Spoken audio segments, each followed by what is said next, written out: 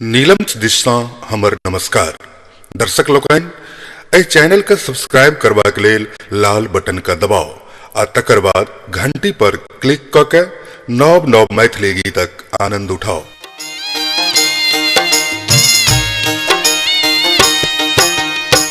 गाम छोड़ी हमरा जाका बसलो परदेश में, गाम छोड़ी हमरा जाका बसलो परदेश में, नैना के नूर हमरा दिलो सनेस में, नैना के नूर हमरा दिलो सनेस में, गाम छोड़ी हमरा जाका बसलो परदेश में, गाम छोड़ी हमरा जाका बसलो परदेश में, नैना के नूर हमरा दिलो सनेस में, नैना के नूर हमरा दिलो सनेस में।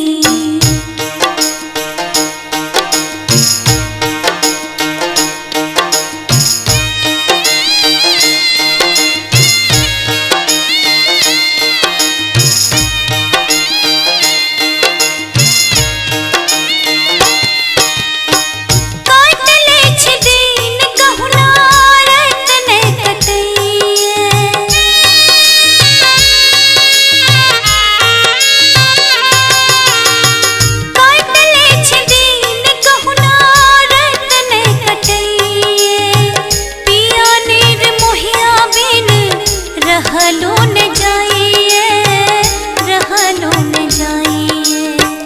आहा त सुखी हेब हम छी कलेश में,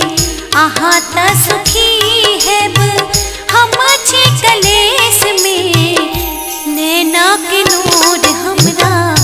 दिलो सनेस में, नैना के नूर हमरा दिलो सनेस में।